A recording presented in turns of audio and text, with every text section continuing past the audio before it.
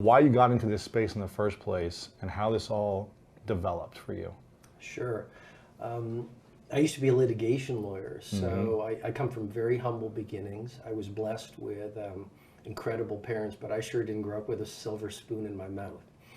And, Lewis, I've experienced what life is like at the top of the mountain, but I've also been in the valley of darkness. And if you were to deconstruct the word passion, the root is suffering.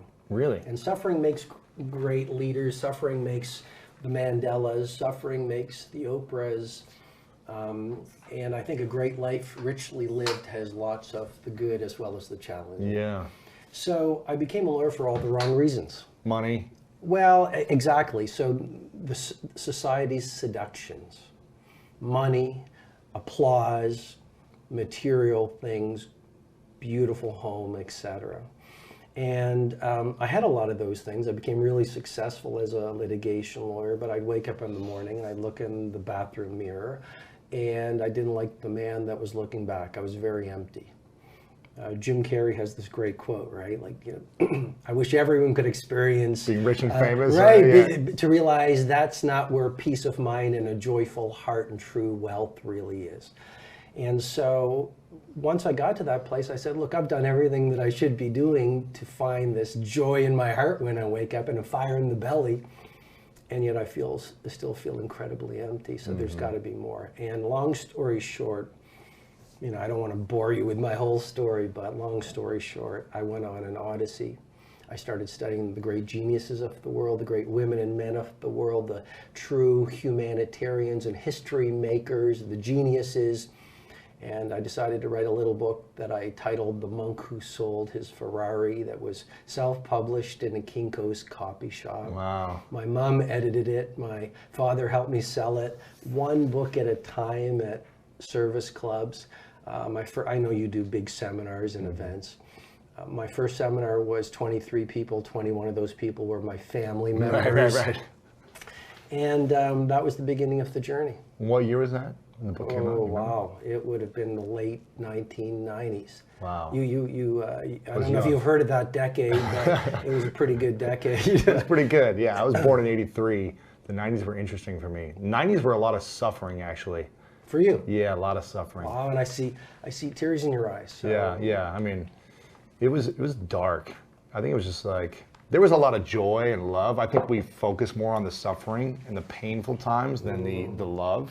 I think we remember those times for whatever reason because they create trauma in our lives. But it also made me so caring and compassionate and just a big dreamer to realize that there's more than just this suffering and struggle. And that's what I think was the spark for me, is like, you talked about some of the greatest leaders all suffered, and then they learn how to have like this incredible rich life because they know how dark it's been for them. And I think that's what I always focus on. No matter what challenge I've been through, there's always richness on the other side. I totally hear you. And there's a line in the 5 a.m. Club from Rumi, the great philosopher, and he said, keep breaking your heart over and over until it opens. And the last chapter of the 5 a.m. Club is set in Robben Island. And I don't want to, ruin the surprise ending, but it has a lot to do with Nelson Mandela. And my life changed about 2.5 years ago when I stood in Nelson Mandela's prison cell. I took the ferry over to Robben Island, and I had a private guide, take me into the prison cell, and he was a former ANC prisoner, and I said, did you know Mr. Mandela? And he said, I served 8 years with Nelson Mandela. Wow. And I said, what was he like? And he said, that man was a humble servant. I just got chills. Yeah, and I stood in the limestone quarry where he was forced to do 8 years of hard labor with no meaning because they didn't use the limestone for anything. It was just another form of psychological torture. And I stood in the shower area where young guards would see this elderly statesman showering, and they again laughed at him. And in the book, I actually shared the story of how they asked Nelson Mandela to create a grave, to dig a grave. For himself? Yeah. And Oh then my they, gosh. And then Lewis, they said, get in the grave. No way. And they urinated on him. No way. And yet, as I share in the book, when he emerged from prison, he invited the prosecutor who looked for the death penalty to dinner. Oh my And gosh. he took one of the prison guards who tortured him, but he later got to know him and became sort of friends. He invited him to his inauguration as the president of South Africa.